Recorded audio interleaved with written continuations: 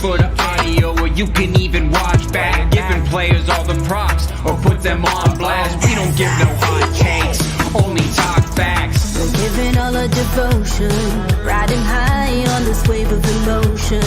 Going all out, yeah, cause this is our time. No, ain't no stopping us till we reach the finish line. All in, we came here to win. We're gonna give everything. S-I-C-K on the run.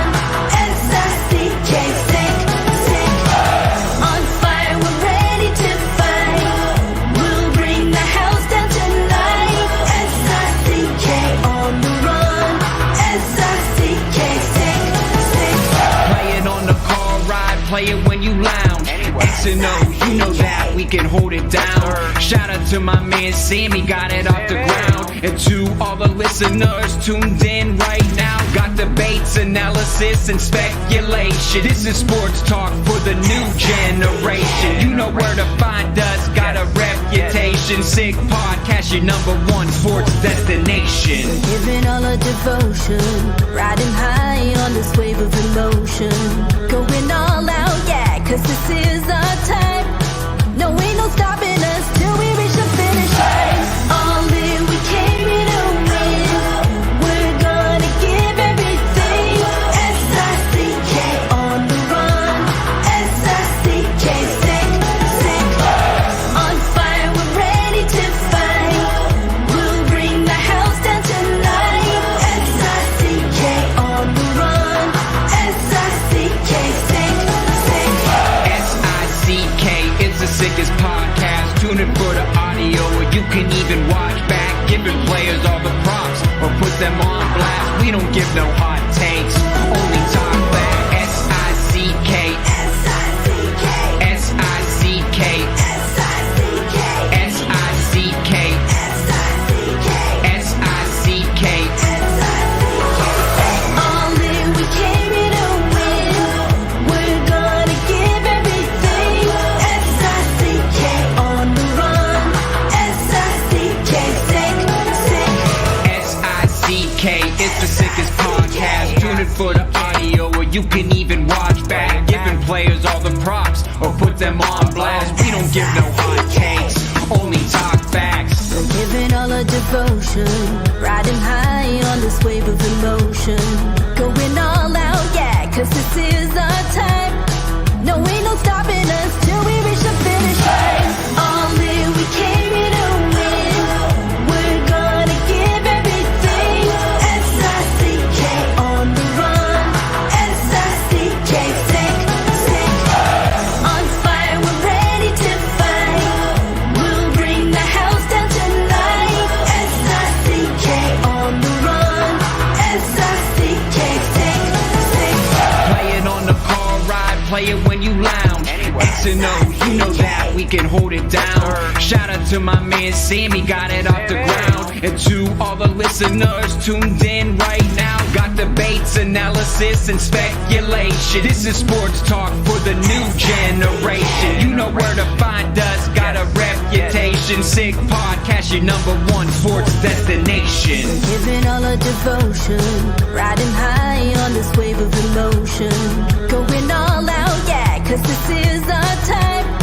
No, ain't no stopping us till we reach the finish line. All in, we came here to win. We're gonna give everything. S-I-C-K on the run. S-I-C-K, sick, sick. On fire, we're ready to fight. We'll bring the house down tonight. S-I-C-K on the run. S-I-C-K, sick, sick.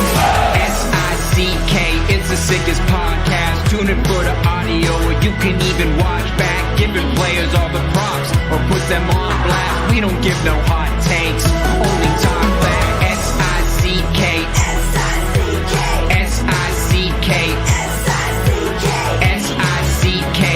S-I-C-K. Turn up your volume. Because you're about to listen to The Sick Podcast. With Tony Marinaro. 55 seconds left in the penalty, a minute and 27 seconds left in regulation time. Boston 4, Montreal 3. Lafleur coming out rather gingerly on the right side. He gives it into Lemaire, back to Lafleur. The sickest Montreal Canadiens podcast. You're in the ball! Sports entertainment like no other. Rejoint, on lui fait perdre la rondelle, une passe devant. Et c'est Canadien qui complète le dégagement et ce sera la victoire des Canadiens. Coupe Stanley pour les Canadiens. Le 23e de l'histoire. You found the dogs! John, you found the dogs!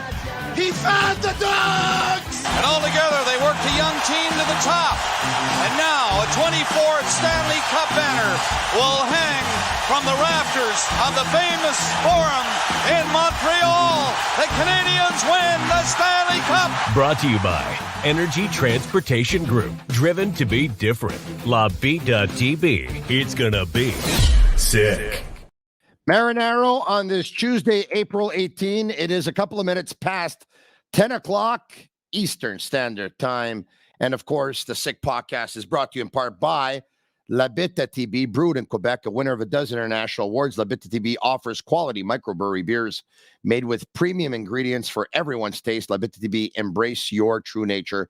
And also brought to you in part by Energy Transportation Group, a leading full-service logistics provider serving all of North America, driven to be different. We're going to talk Habs in about 30 seconds' time, but before we do, just want to let you know that for those of you who have stopped watching, the Tampa Bay Lightning now lead the Toronto Maple Leafs by a score of 7-3. Isn't that a beautiful thing? They had a 3-0 lead, and Toronto narrowed the lead to 3-2, and then Tampa Bay scored 4 straight goals. That's a way to silence the crowd in Toronto. 7-3 is the score. And the New York Rangers, 5-1 winners over the New Jersey Devils. And in case you're wondering, and I know that one game doesn't make a playoff series, but the New York Rangers, in my bracket, are my pick to win the Stanley Cup this year. Maybe not a popular pick, but I think they have all the elements. And, it's up to them to prove it in the playoffs.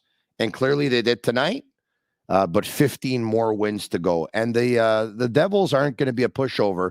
As a matter of fact, the Devils are favorite, according to the odds makers. But the New York Rangers weren't happy with that, I guess. And they went in there and they laid the smackdown on the Devils. All right, okay. So,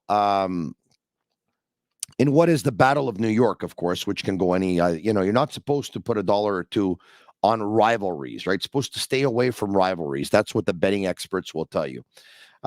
Speaking of experts, he's a regular collaborator on Monday nights, but we changed some things around because Joel Bouchard was leaving for Switzerland tonight, and the only time he actually could have joined me on the program was yesterday. So I said, Eric, can you move over to Tuesday? He said yes. He joins us right now from Sportsnet and sportsnet.ca. Eric Engels, what's going on? I have so much to say about these playoffs 2 nights in already. I'm excited. Did you have the Lightning over the Leafs? No, I had the Leafs beating the Lightning in 7 games. And yeah, I figured no matter what happens in this one, it's going to be a long series. But I'm not barring, and the game is still going, barring a couple of series-ending injuries for some of the best players on the Leafs, I don't think this could have gone much worse for them. Absolutely horrible. Yeah, I also think Michael Bunting's going to get suspended. Is that right? I said that we'll get to that in a second. I said that if there's a year where the Leafs are going to pass the first round, it's this year because Tampa Bay, and everyone knows that Tampa Bay has the players on paper to beat Toronto.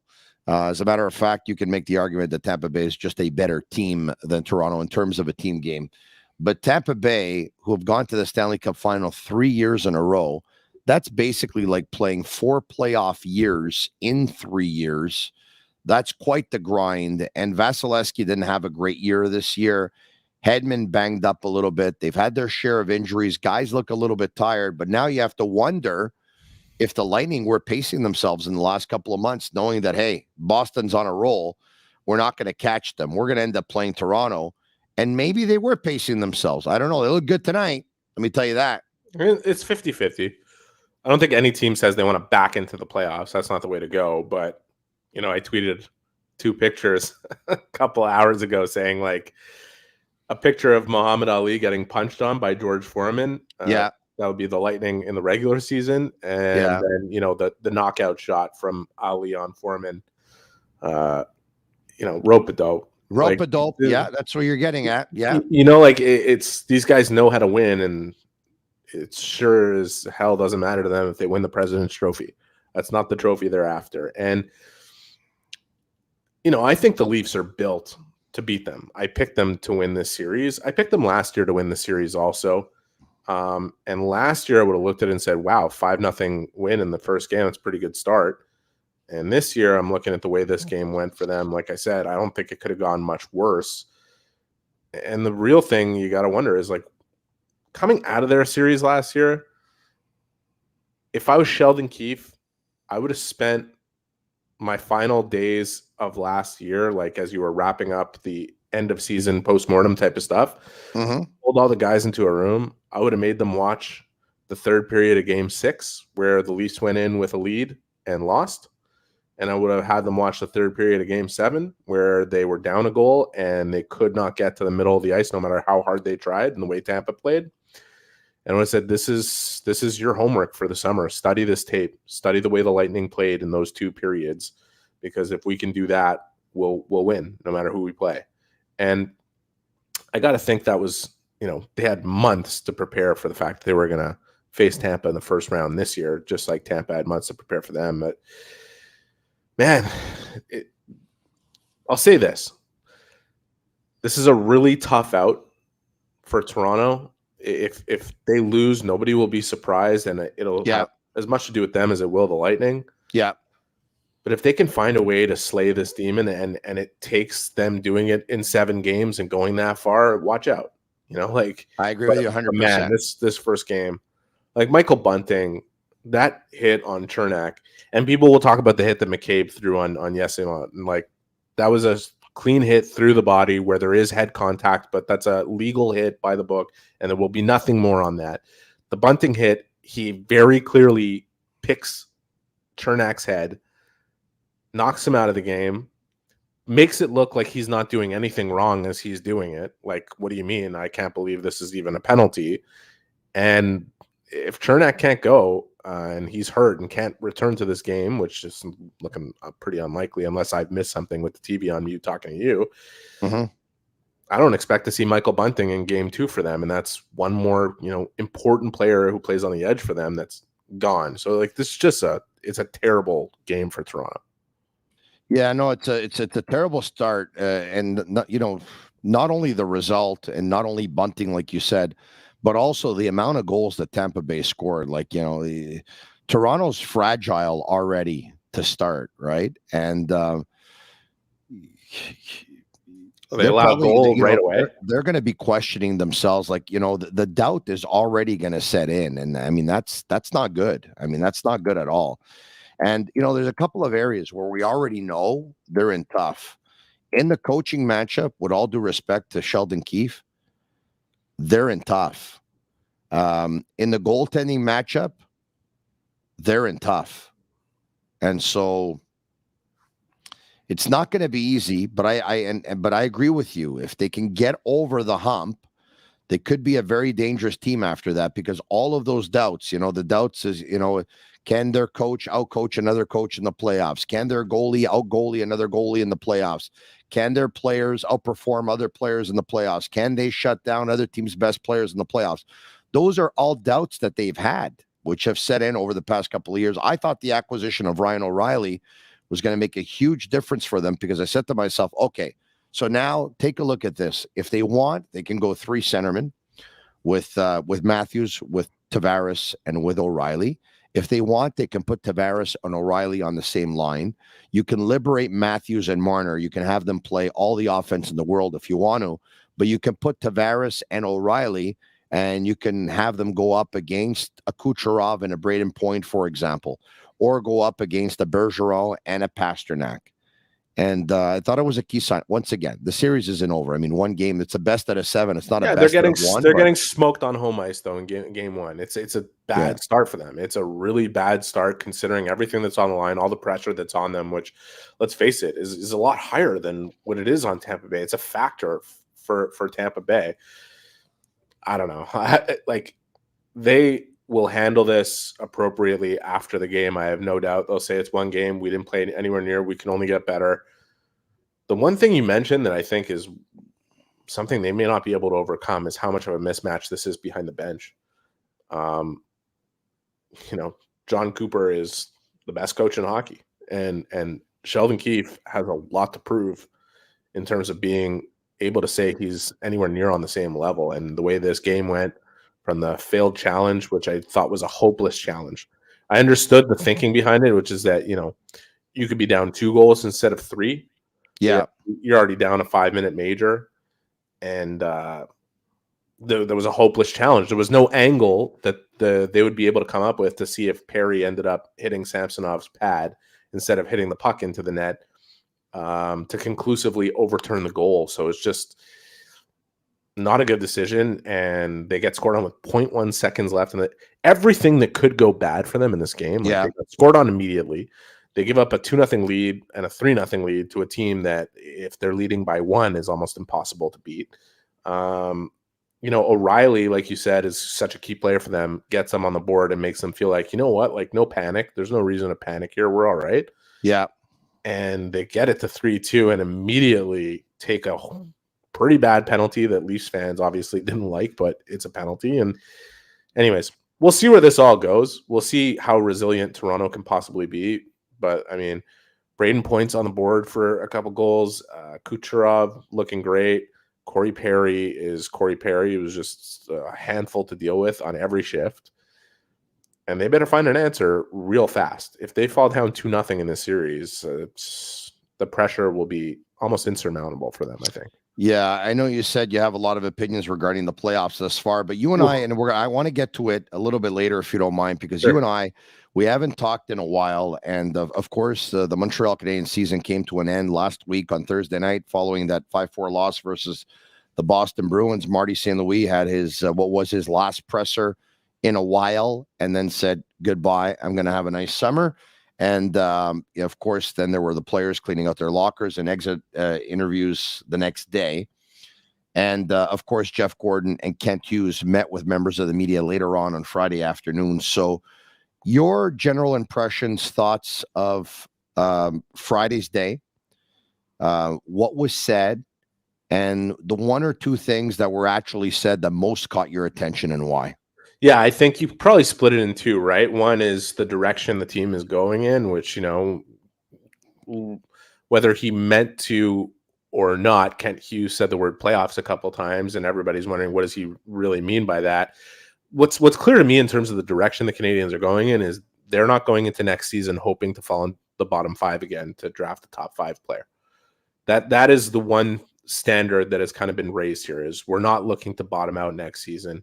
Okay. That is how I interpret the comments and conversations I've had, with Kent and management, just the way they see themselves. You can look at the Canadiens and say, if they were fully healthy, they would have been a lot more competitive. Would they have been in the race for a playoff spot? Probably not. But given the experience a lot of their young players got this year, what they showed they could possibly do, what some of the depth guys showed they could possibly do if they're slotted in, like Harvey Pinard, to a third line with, say, Gallagher and Evans, or even a fourth line, makes you a stronger team. And you could say that if they're fully healthy next year, which it should balance, that potentially they'll be in the race for a playoff spot and play meaningful games. And that, I think, is the desire for the team. But again, I mean, do things really go that way? Do they necessarily happen that way? Are you ever fully healthy in a season? Like, there would be a lot that would need to go right for the Canadiens to be in that spot. Teams that go for the cup, and this doesn't happen, it doesn't go down this way all the time, but we've heard often in the past, the teams that go for the cup are teams that, make strides, years before, and then the year before they've taken that extra step where they probably came close. They probably made it to the, past the second round, or they probably made it to the final or whatever.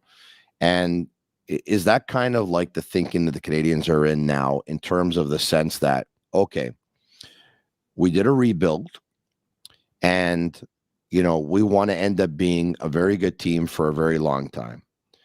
But now they have to take the next step. And even if it means missing the playoffs, a progression, and then a progression the year after that, a progression. That's the thinking right now, right? So if they make the playoffs next year, fantastic. I mean, they're going into it trying to make the playoffs, but they're not going to make moves to actually hurt the long-term sustainability to do so. If it happens, it happens. But if it doesn't, they want to take that step forward. Bingo. I mean, that's really well said. I think, look, go back to when Toronto started. A lot of things can happen in the offseason and look at New York as well as another similarity, where all of a sudden what you thought was going to be a few years of pain is reduced. If Kent Hughes can make that happen over the offseason, where he's able to put his hand, say, they get some luck in the lottery, that they move up from 5 instead of moving down to 6 or 7, they end up in the second spot or the first spot or the third spot. That would potentially accelerate their rebuild a little bit if they're able to put their hands on the type of player that they got, like when they made the trade for Kirby Dach. They'll make that type of deal that will accelerate their plan without screwing up their long-term plan. What they're not going to do is make a play to make the playoffs next year at the cost of competing for the cup for a year over year. So, you heard Kent Hughes and Jeff Gordon both say that they're committed to their long-term strategy. I'll say this, and this is what I wrote coming out of Friday. If this rebuild is going to be a success, they can never have another season like the one they did this year. This year was a pretty unique year where no expectations whatsoever, purely focused on development. And because the coach was so good, if they had actually been healthy, they probably would have been a lot closer to the playoff picture than they would the bottom 5, and that would have hurt their chances at drafting where they need to draft in order to accelerate their rebuild. So the injuries, not that any of them would want to suffer through them, were a blessing in disguise for the Canadiens this year. They can never have another season like this again, and that goes to the second part that I was talking about, where you divide this season end in 2. Which is what Kent Hughes said, is that he can come up with the best plans. And if he can't solve some of what happened on the medical side, they'll never be able to ice a winner. So you can never have another season under Jeff Gordon and Kent Hughes if this rebuild is going to move forward like the one they just had, where everybody's hurt and you got a draft pick and the games don't matter. Now the games have to start mattering, and that's going to accelerate the development of players as well. The brand is going to change in terms of defensive commitment, not making, if you make mistakes, you're going to have to pay for them. And so you're not just going to hop on the ice right away. And hopefully they're healthy to the point where they can actually see what they have, that they can compete. And then the other part of it, obviously, is what Kent is able to get done in the offseason to make them that much better of a team, which I think there's going to be a lot of great opportunities for them. So you brought up Jeff Gordon's name. Give or take about a month ago, Nick Kypreos came out with something in the Toronto Star saying that Jeff Gordon wants to be a GM again, and his name is out there, and don't be surprised if it happens. Jeff Gordon was asked about it at the end of the year, and he said, no, just rumors. I'm not going anywhere. I'm here. He actually made a great joke. He said, "You're already trying to get rid of me?" It was pretty funny. Yeah. You worked with Nick Kypreos for a long time at Sportsnet. I think he's very good at what he does, personally. I know he's connected. He took a lot of heat in this market when he had that story, or he had that tweet that Shea Weber's career was basically in jeopardy, compromised, and he was probably going to retire. And after suffering an ankle injury, and Weber came back, I think, like 5 or 6 days later, and then everyone started piling on Kypreos, saying you have absolutely no idea what you're talking about. You see this, that, whatever, all that stuff. And then probably about 14 or 15 months later, Weber goes to the Stanley Cup final, and he hasn't played a hockey game since then. And by all accounts, it seems like his career is pretty much over. It leads me to believe that Kyprios was right. And I know he was right, as a matter of fact, because that's what the doctors told Weber back then was, you need surgery, and once the surgery takes place, you won't be able to skate again. So, but he decided to play through the pain. So, what am I getting at? I'm getting at is I don't think Kyprios just threw this out there if there was nothing. Your thoughts on him and saying in the Toronto Star that Jeff Gordon wants to be a GM again? Yeah, I mean, it's hard for me to speak to. First of all, Nick also still does work with us. I don't, you know, I haven't had a conversation with him about who he may have spoken to or where he got the information. Mm-hmm. I don't think he'd put it in an article if it didn't have some validity to it. Of course not. Does it come from Gorton potentially saying, yeah, I do miss being a GM when he's asked about it, and then certain conclusions are drawn that he wouldn't turn his back on an opportunity? I have no idea, because I didn't speak to Nick, and I don't know who he spoke to, and I don't know where it went. I got it. For me, it's good enough to hear from Gorton himself to say he's not going anywhere. And, I think he wanted to get that message out to certain people even before that press conference, which he did. And, I look at the relationship between him and Hughes and what they're building and how they'd like to see it through. And Gordon's under contract for, I think when he's 5-year deal. 5-year deal. Yeah. So, so 3 years left. I think if I have no idea how the conversation went. I don't know if Nick spoke directly to Gordon. If I were having that conversation and I said, do you ever miss being a GM? Like, you feel a little bit out of the action? It would have been natural for Gordon to say, yeah, a little bit, like it's a different seat. It's a different chair. It's a different responsibility. And the one thing I really respect about Jeff Gordon is that he has done a lot in concert with Kent Hughes, but he has really allowed him to do his job as GM. He has gotten rid of the idea that he'd be pulling all the strings and Hughes would just be his puppet and the spokesperson for the team because he speaks French. That, whatever we thought the day that Jeff Gordon was hired, has become the opposite. But he's very influential in terms of the direction and the planning and everything, because he's been through this before and he's helped turn around the organization in fundamental ways from a modernization perspective, which I reported on in depth. So yeah, I don't think he's interested. I think the idea. Eric, I kind of look at it. I kind of look at it like they have two GMs, to be honest, because a lot of people will tell you that when you get a hold of the Montreal Canadiens, it's Gordon you're calling.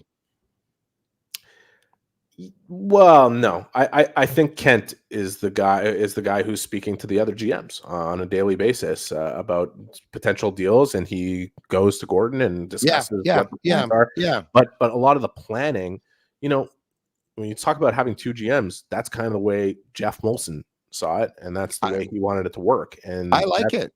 I like it. I like it. No complaints so far, right? Like, it's going pretty well in terms of their plan. They're two committed guys who have a plan, who have shared that plan with the people within their organization, from the coaching staff down to the players. Everybody's on the same page.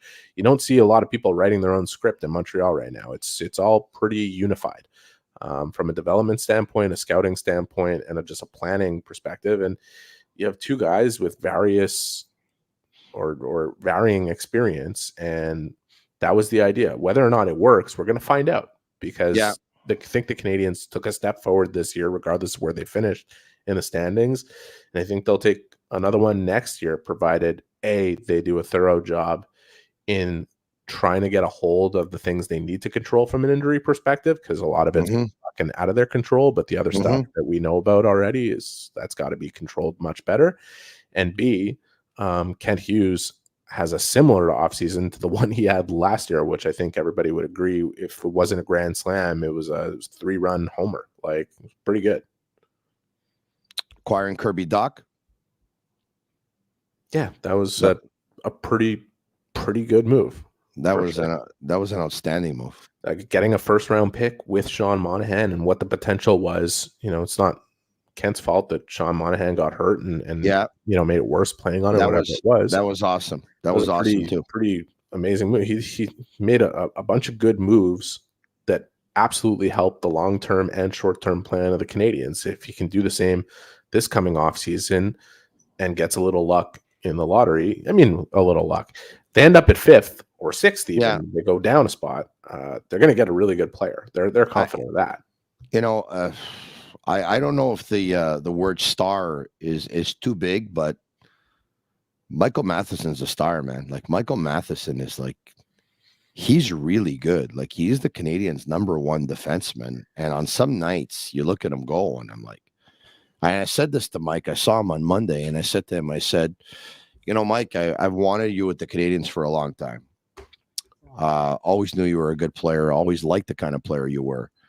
But man, there were some nights this year where I said to myself, holy jump it. Like Michael Matheson's like better than I thought. I said, like, you look like a star, with those little spins and those little spinoramas, those little tourniquets there that he would like. He's like, when he's feeling it, that's another great move by Kent Hughes. Like just Michael Matheson, a great. I mean, nobody knew Mike Matheson better than Kent Hughes, right? It's his longtime agent. That said, nobody would have expected. I think what was the beautiful thing about Mike Matheson's position was that he was the #1 defenseman for the Canadiens by default before the season started. Then he got hurt right away, and Caden Gooley had to jump into that position, and that accelerated Gooley's development.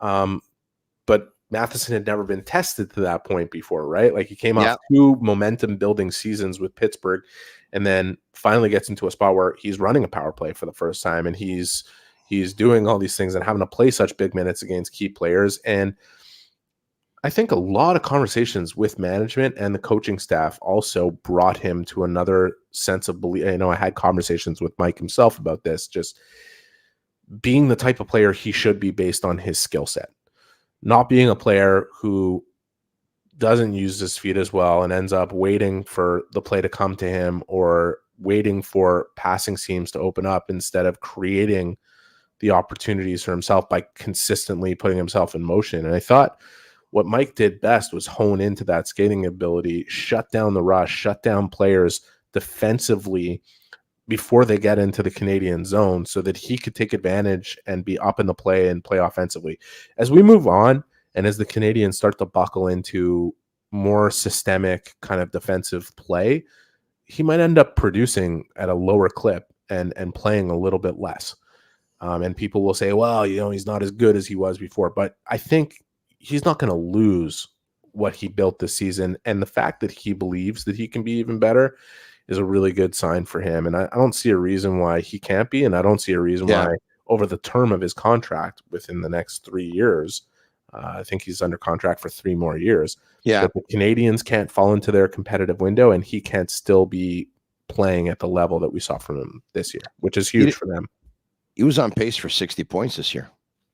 Yeah, like I don't think we'll see that again from him, but I do believe the all-around play systemically it's going to change. I think you'll see it next year. I think next year it's a career high in points. Maybe, but it's going to be a little less free roaming in terms of the concepts defensively that they will have to incorporate. Look, I love the way the Canadiens play and the way they want to play to make it exciting and everything like that. But you got to be able to check if you're going to win. And of course. Yeah. And there's going to be some defensive elements that get put in place here that will keep Mike Matheson a little bit more at home than he probably was this year. So let's see what develops. But I hear you. The confidence that he gained this year in stepping into, he was a #1 by default and then proved he can actually be a legit #1. That's found money for him and for the game. We'd all love to believe that, they can play an offensive brand of hockey, try and score 4 or 5 when they're going to be really good and win every game 4-3 or 5-4. But, that's not going to be reality because you take a look at the first night in the National Hockey League, which there were a lot of games that were under that 5.5, under that 6 score line. And in the regular season, scoring is way up. You're going to have to check. You're right. I mean, the Tampa Bay Lightning, the year they beat the Canadiens in the Stanley Cup final, they beat the New York Islanders 1-0 in Game 7. As much as you have offensive firepower, every now and then you might have to play a 1-0 game, and you're going to have to win that 1-0 game. And if the Canadiens are going to go far at 1 point, they're going to have to win games that are going to be low scoring. Right now, they're comfortable in playing in wide open games, and he's introducing those offensive concepts maybe one at a time. But at some point here, he's going to start introducing the defensive concept. They have a format in terms of the way they want to play 5-on-5, and they were able to establish that as a brand. That's defensively, they kind of know what they want to do, and it's going to get tweaked. It's not going to get rewritten. And as Marty likes to say, defense, what it really comes down to is just commitment. It's about heart and your willingness to do what it takes defensively. Offense is where you really need coaching and strategy and creativity to be able to get the best out of the skill that you incorporate in your lineup, because defensively, blocking shots, checking your guy, staying on top, skating, keeping up, and communicating is all really a question of will. But the template's there, but it's going to be tweaked a bit. That's interesting what you said, because some are going to differ with what you just said. Let me explain. Some will say that coaching really comes into play in terms of actually teaching and implementing defensive strategies, because the offense, you just allow players to be at their most creative and it kind of takes care of itself. You look at it another way, which is interesting, but there are different schools of thought on this one, Eric. Well, Marty has said, he does allow his play. I don't look at offense purely as what you do in the offensive zone, and I don't look at defense purely as what you do in the defensive zone. Okay, what I'm giving you is not necessarily my opinion, but more how Marty we views the game and all the conversations we had with him as a media group and the ones that I had with him personally. Defense, when it comes down to it, he has laid the blueprint together, and the Canadiens have found an adherence to that blueprint where moving forward, there will be tweaks in terms of the tactics, but it's not like they have to create an entire blueprint for how they want to play. They know now. The big thing is offensively, he feels there's a lot of coaching to do, even if he's giving the players freedom of expression in the offensive zone. Mm-hmm. He said it all along. He wants his players to play free, to be able to make their decisions on himself, but he's putting them in the best positions to make the reads that he wants them to make through the strategies that he's incorporating. So I don't want to be misunderstood on what I'm saying. I'm just saying, defense really does come down to will and commitment once you know what the blueprint is. There will be tactics that get tweaked a little bit, which you'll end up seeing. Mike Matheson is not going to be up on every single rush, necessarily creating 65-point seasons like the pace that he was on this year, because he's going to have a bit more responsibility to make sure that everybody's on that page checking. But again, big confidence boosting year for him, and I think he could be just as good over his 3 years left under contract, and the Canadiens could fall into their competitive window within that time, which is a really exciting development for everybody. And that's why when you hear Ken Hughes get up at a press conference and say we should be able to take a step forward next year, and he says, I can't guarantee we'll make the playoffs, but we're gonna go in with the ambitions to win as many games as possible. They're out of the we want to bottom out phase. Yes. So we'll see how they figure out the rest of it. Yeah, and in this market, they're almost going to have to be in that, we're going to try and make the playoffs phase, because already a couple of members of the media not very, very patient with the rebuild. My buddy Norman Flynn, as I'm losing my voice, I don't know why. My buddy Norman Flynn,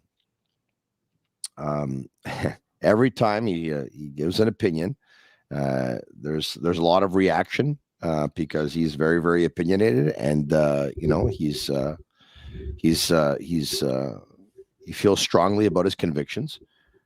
Earlier today on BPM Sports with George Larac and Max Truman, Le Monde de Georges, he looked back at the exit press conference on Friday in what was said, and he listened very, very carefully, and this is what he had to say.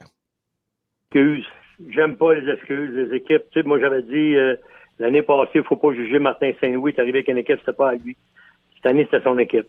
Il y a des affaires que je n'ai pas aimées. Exemple, comme tu es rendu au match 50, tu me parles encore de ton système défensif. Écoute bien, là, si ton système défensif n'est pas rendu à la game 50, là, il y a un méchant problème. Tu as beau avoir des jeunes joueurs, là, mais ça fait longtemps qu'ils jouent au hockey, puis un système de jeu, là, c'est pas si compliqué que ça. Là. All right. Norman Flynn says, I don't like excuses. A year ago, I gave Marty St. Louis the benefit of the doubt because it wasn't his team. Of course, he came in. Everyone knows when he came in. I think he came in, when was it, in the month of February? And it wasn't his team. He said, or was it March? When did he come in? February 9th? Yeah, February 9th. All right. versus the Capitals, his first game, and they lost, what was it, 5-2 or whatever.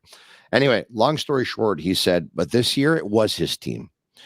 And, around the game 50 mark, I'm still hearing him talk about, his defensive system or the defensive concepts, and the guy's got to learn it, and he's trying to perfect it and this and that. And he said, come on, man. The team's supposed to know the system way before game 50. He said, it's not very, very hard to learn. These guys have played hockey for a very long time. They know the systems. He thought the coach talking about the system at the 50 game mark is an excuse. Thoughts? Well, the first thought that comes to mind is not to make excuses for anybody, but pull up the lineup sheet from game 50 of the season. We know that the last 30 to 50 games they played with 12 regulars out of the lineup on a nightly basis. But I don't even think that's what Marty's referring to when he was talking about it throughout the season. There's certain concepts that they're working on to change their rush coverage or whatever it is as they came out of that tough spell in December and early January. That's what this season was about. The season was about not about winning games at all. Not like Marty didn't try to win them, but not at the cost of developing the individuals, developing the brand that they want to play, incorporating different concepts defensively, offensively, and establishing a culture where that pride is instilled no matter what who the players are in the lineup. So taking away that first thing that I said, didn't seem to matter. The 12 regulars were out. The idea was, let's compete and give ourselves the best possible opportunity to win a game. And if we're in a position to try to win it, we're going to try to. But I'm not really sure what that comment is about. I think it'll be much more applicable next year when the expectation is, with a healthier team, go out and try to win every game instead of try to lay the foundation. That this year was about putting the foundation together. Normal is right. It doesn't take 50 games to put a defensive system in place, but it takes much more than 50 to get everybody completely in line with all the different aspects of the game that you're trying to incorporate as a coaching staff in this type of scenario where the plan from the beginning was to not win games. It was to develop all these different aspects. But I think, for me, it's a weird commentary, to be honest with you. I don't think it has anything to do with it's out of context in terms of what the season was about. There, I understand you completely. And I think the challenge is that when Normand coached, he coached with systems. And when Marty's coaching with concepts. Concepts within a system, yes, but preaching concepts more so than preaching systems. And I think they just saw the game and see the game a different way, coach it a different way.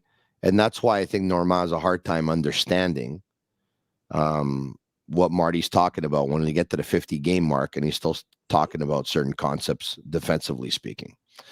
That's what it sounds like to me. But anyway, it would be cool to have a show one day with Normand and Marty there.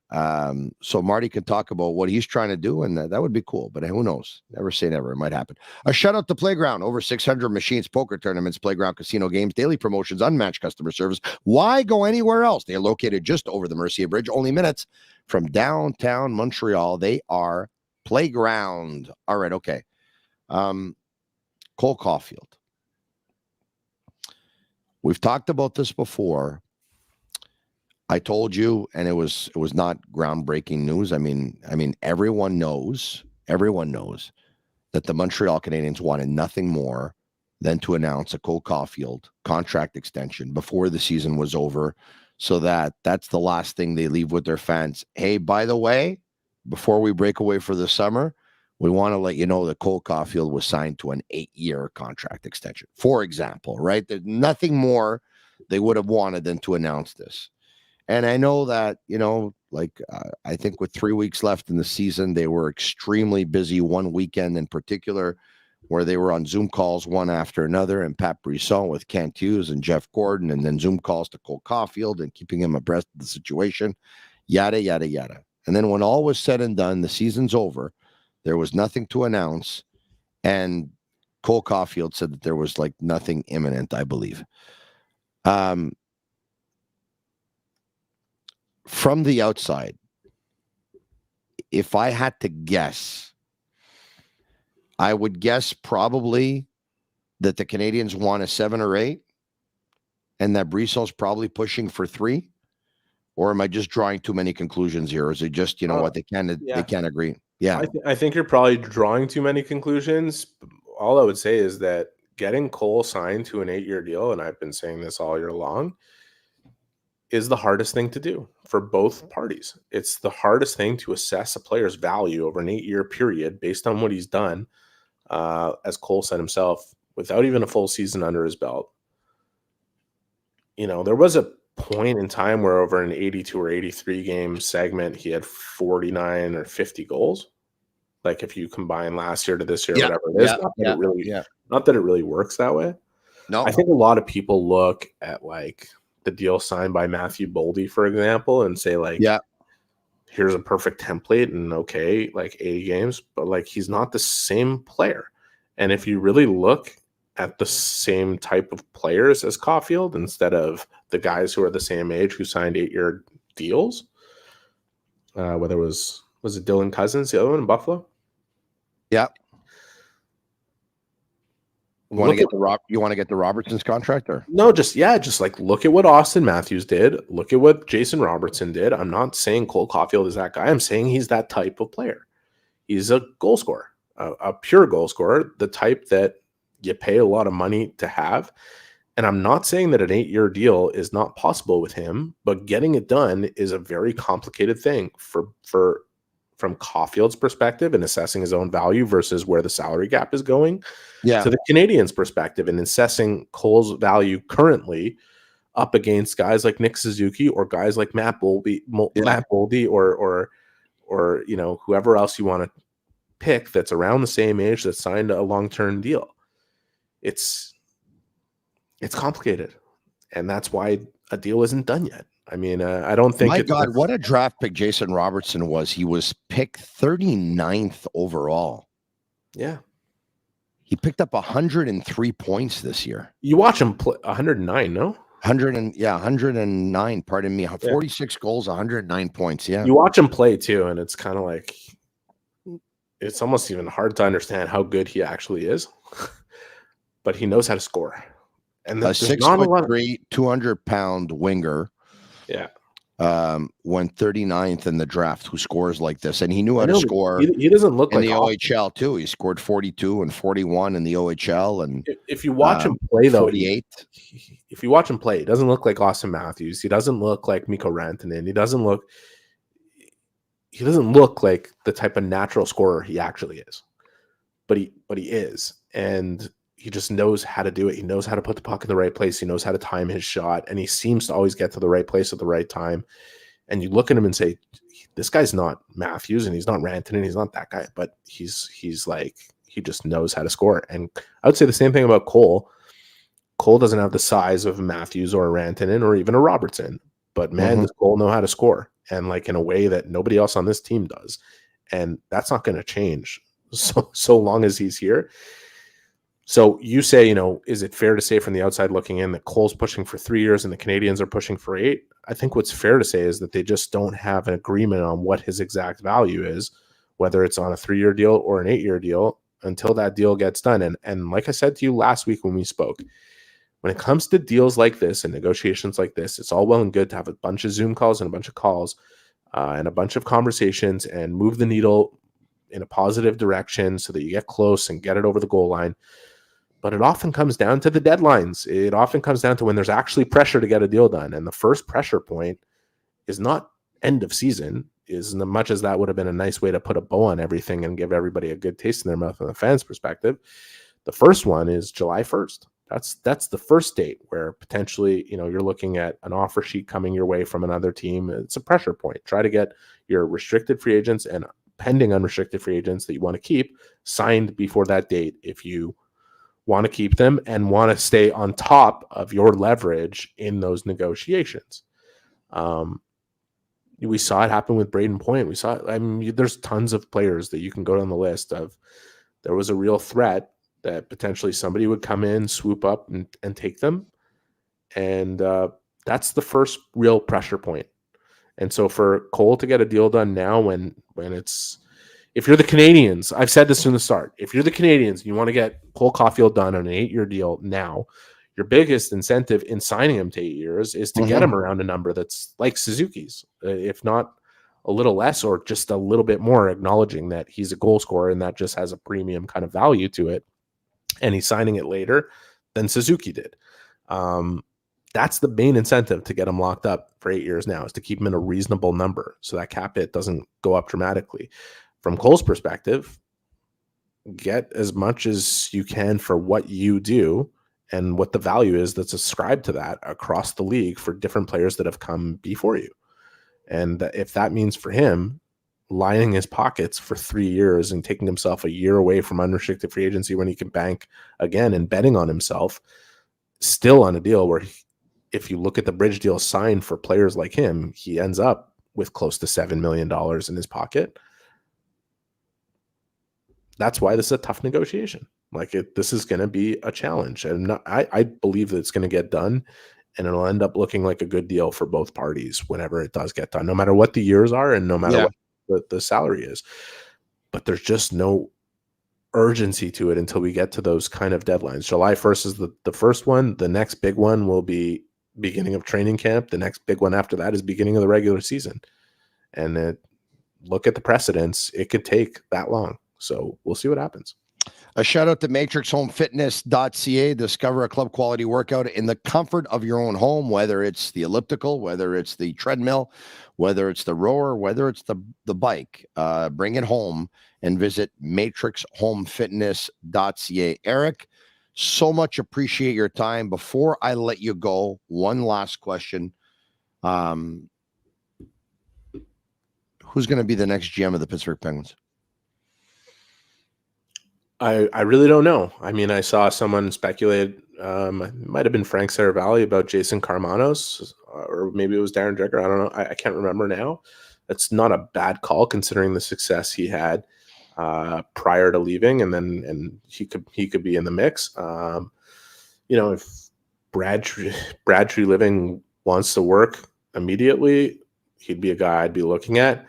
If Toronto loses this series to Tampa, I would hire Kyle Dubas without even blinking. I mean, it's a guy. I don't know how people view it. I guess you share your blame when there's failings. I think Kyle Dubas has put together a phenomenal team. Whether or not they can overcome the demons and the pressure that's built up, we're going to find out.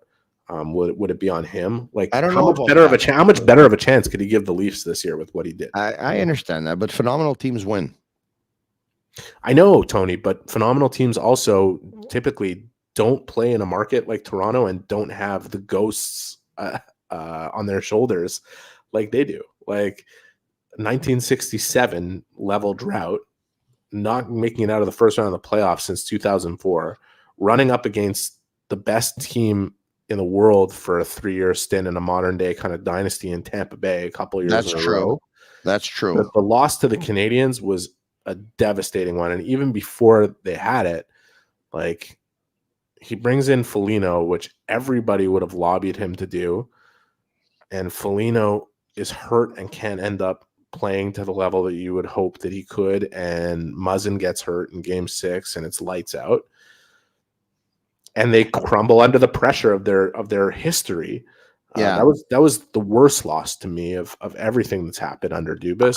I know that Tavares has been great for Toronto, but I'm not so sure he was a necessity when they signed them. I think he was more of a luxury. I see him as the core four, the guy who has delivered the most with the most on the line. To me, I would have done that too. The one thing I wouldn't have done in Dubas's shoes, which is easy to say from my living room here, he really painted himself into a corner when he said we can and we will about signing Matthews, Nylander, and Marner, because I think the truth was, and everybody seemed to be acknowledging it at the time, was you don't have to. You could use William Nylander to go really build out this defense the way it needs to be built out to win a Stanley Cup, and or at least get past the first round. And that opportunity was missed, and it turned into this whole holdout situation. Speaking of restricted free agents and tough signings, that became a very difficult, challenging thing, and wasn't necessarily the right thing to do. And I think he felt like, having said we can and we will sign all of them, put him in a corner where he felt he needed to sign William Nylander versus get him done and trade him and build out the defense the way it could be built. But outside of that, I don't know. I don't know how people view Kyle Dubas. I know how I view him. I think he's one of the best GMs in the game. I was wondering. I asked you the question because I was wondering if you were going to bring up Marc Bergevin's name. I don't see that. Maybe, and honestly, if they want to go in that direction, I've always said I think Marc Bergevin is a very smart hockey mind. Do I think he's a excellent executive and a perfect GM? There's no perfect GM out there. Yeah. I think when Mark had to go for it and kind of put it together, he went with his vision and his gut and gave the Canadiens the best chance with a team that was built to win in the playoffs. And outside of the Tampa Bay Lightning, they absolutely earned their way to where they needed to go, and nobody played better than them in that playoff run in 21. And he set it all up for that year, and then it fell apart from there. But he's a very smart hockey man who made very smart deals. Was he an executive that could pull it together and have a grand vision and stick to it and not get too emotional about it? I don't know. I don't think so. But again, I mean, Marc Bergevin, Brad Treliving, Kyle Dubas, like there's a lot of good candidates, and there's probably some guys that I don't know enough. I don't know enough about Jason Karmanos other than what I've heard about what he's done. And listen, I brought up Bergevin's names for many reasons. One, obviously, because we're doing this show out of Montreal, but two, I don't know how much say or not Mario Lemieux still has, but obviously he and Mario are childhood friends. They grew up playing with the Willamette Hurricanes together. Sure. They share a mutual friend in Pat Brisson, who's one of the most influential men in hockey, along with Mario Lemieux. I'm sure that Pat Brisson would lobby for Marc Bergevin. Maybe Pat Brisson wants the job. I'm not so sure he does. I think he's doing pretty well with what he's doing. I think Mark is really happy in LA, Tony. He's a former Pittsburgh Penguin. I think Mark is really happy in LA. He's closer to his kids. The 10 years he spent in Montreal, for the good times he enjoyed, whatever bad came with it wore him down big time. And I don't know what his ambitions are moving forward. I'm sure he'd love. I can't say I'm sure he'd love to be a GM again. I don't know. It's incredible to think that he hasn't done an interview since he left. But I know he's happy in LA. That doesn't surprise me. I think he did enough over the 10 years. Yeah. And I'm sure he learned a lot too. I wish honestly, Scott Mellenby is a guy who deserves a chance in this league. And he's been a bridesmaid a number of times here where it's almost gone against him that his name is always included in this stuff because he doesn't end up with it. And that's a guy that, honestly, if you speak to a lot of people around hockey, they will tell you how much they respect the way he does things in his opinion. Yes. But I want to come back to Bergevin for a second because you made a comment. Like, you're right. Okay. Bergevin doesn't have to do interviews, and Bergevin doesn't owe anyone anything. The reason why I brought it up was you obviously have a lot of people who had dealings with him in the past who'd love to have an interview with him, right? You'd love to have an interview with him. I'd love to have an interview with him. I'm sure that all the TV outlets would love to have an interview with him, and all the reporters, everyone would love to have an interview with him. I thought the media was good with Marc Bergevin, and I know he's moved on, but I thought the media was very, very good with him, all things considering. So once again, he doesn't owe it to anybody, though, and maybe you're right. Maybe he is fine in LA, and he's going to stick around LA. But I know that's the only thing I do know is that he's happy there. I mean, I always, and his kids are closer to him, and I get the impression that Bergevin wants to be a GM again, though, because he obviously tasted it in Montreal, and I made it to the Stanley Cup final, and 9.5 years. I get it, but I don't know. Stan Bowman's name has come up in Pittsburgh too. Yeah, it doesn't surprise me either. Matthew Tarsh, Jason Botterill. There's connections there. If I were them, I could just give you my opinion and what I think and who I really respect and what I think about these guys. If Kyle Dubas became available, he'd be the number one person on my list. For what Pittsburgh is and the direction they need to go in and how they can surround the elite premium talent that they still have despite the aging level of the players and what would need to be done, he'd be the number one guy I would turn to. But maybe they want fresh blood and somebody who hasn't had the chance to do it before and someone who's – we'll see. Who's your Stanley Cup winner? Boston. Yeah. I have the Bruins. I have the Bruins with a David Pasternak, Conn Smythe. That was my prediction at Sportsnet. I think they're going to smoke the Panthers. I know how that game went last night, and honestly, the Bruins weren't even close to at full capacity or health. They probably could have won the game by 4 goals. They were outshot on the clock. They had way more premium scoring chances, and Alex Lyon made a couple of saves that even had me surprised. But man, like I don't see anybody beating. He gave up a terrible goal too, though. So listen, I think everyone's got Boston, but at the end of the day, you have to have a second. I'll say this. I'll say, give me a team in the West if it's not Boston. No, but I'll give you another team in the East. I think the Rangers have a lot of pieces. I had the Devils beating them, but I thought they were the Devils were. It's late, right? Like nobody's. The Devils were fucking horrible in this game. They were terrible. Yeah. Pardon my French. Yeah, no, it's okay. They were really bad. Like that was a terrible game by the Devils on home ice. First time they're there in a while, and I understand they're inexperienced. And then experienced Rangers team was pretty good in the playoffs a year ago. Like that was a really poor performance by them. But I had the Devils winning that series, so we'll see what happens. So you asked me in the West. I think whichever team makes it through the West, by the way, I'll say Colorado. I'll say Colorado in the West. Mind you, they got a big injury there, but I see upsets. I see upsets in the West. Like I see Winnipeg knocking off Vegas. I think Winnipeg could go deep. I think Winnipeg could go. I have them beating Vegas. I think they could go deep. They have all the pieces. I got them beating Vegas too. I will predict.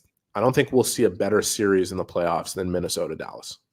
I don't think we're going to see a better series. That series to me is we've got another minimum 5 periods of overtime going into that series. I think it'll go 7 games. I think it's going to be really close, and it's going to be an absolute war like the first game was. It was the best hockey game that we've seen so far, and that series is big boy hockey. And I'll say this. I think Edmonton in Los Angeles, I think Edmonton drew the worst first-round opponent they could have in the West. Same. You know, they got Kopitar and they got Deno, and they're going to be all over Connor McDavid. And you know what? McDavid had a great end-to-end rush yesterday when LA had 4 players on the ice. But other than that, they shut down McDavid. Like, he didn't pick up a point yesterday. And I think this is the worst matchup for the Edmonton Oilers. They could go out in round 1. I had LA winning in 7 games. Because of the fact that I really hate the matchup. And I like Jonas Korpisalo. I think he's got some good playoff experience to be able to pull that off. I tweeted something today, and I truly believe in this. McDavid had 45 multi-point games this year. 45. That's insane, by the way. He didn't have a single one in 4 tries against LA. He was held to 1 point or less. And by less, I mean he was held to 0 in 1 game. And that was one of 6 games this season that he was held off the sheet. Now, there's 2 ways of interpreting that. Mm-hmm. One is the matchup, for whatever reason, Dano, Kopitar, the defense as a whole. I thought Victor Arvidsson was the best player on the ice last night, outside of Adrian Kempe, who scored a couple great goals. Like Kempe was awesome, yeah. You can look at it that way, or you could say, we're looking at the greatest player we've basically ever seen in terms of ability and how advanced he is in the way he plays the game. And all that stuff that I just said, I bet he knows. I think he knows that the Kings have shut him down and that he knows that he hasn't been shut down by virtually anybody. and he could absolutely explode. You know, is he going to be able to every game? That's the hard part with LA. But watch out game 2. I think McDavid, for everybody who's saying the Kings might have his number, is going to come out and make a statement in game 2. And let's face it, he wouldn't have been shut out of the game. Like the rush that he had to draw that 5-on-3 ended with, I don't know who it was who took the penalty. Was it Anderson? I don't know who it was who was literally hugging his leg so that he couldn't actually score a goal. Like, I think he'll come out and probably make a huge statement next game. It could be a massive explosion from him offensively. Whether or not he could do that for the rest of the series, though, is the concern I have, considering how well LA plays against him. If Peter from Côte St. Luc would weigh in, he would say, word of advice to the Edmonton Oilers, double shift your best players. Eric, you were amazing. As usual, I look forward to talking to you again next week. Thank you very much for all your time tonight. I mean, we went the full hour. I kind of feel guilty, but you're worth it. All right. Thank you. Always a pleasure. Thank you. All right. Thank you very much. All right. There you have it. Eric Engels of Sportsnet at sportsnet.ca. If you like the podcast, like it, share it with your friends, subscribe to our YouTube channel. It's absolutely free. Thanks so much for everyone for watching. Comment sick and hit the like button once again. SICK, SICK, SICK. And if you're going to listen to us on Google, Apple, or Spotify, leave us a 5-star review if you can. Very kind of you. If you do, very much appreciated. We'll be back tomorrow night, same time, same place. The Sick Podcast isn't going anywhere. As a matter of fact, it will continue to be more and more sick with each passing day. Tomorrow night, 10 p.m. Eastern. Ciao for now. And that's a wrap. Hope you don't miss us too much until next time. Follow the Sick Podcast with Tony Marinaro on YouTube, Instagram, Facebook, Google Play, and Apple Podcasts. The Sick Podcast is brought to you by Energy Transportation Group. Driven to be different. La Vida Tibi. Embrace your true nature.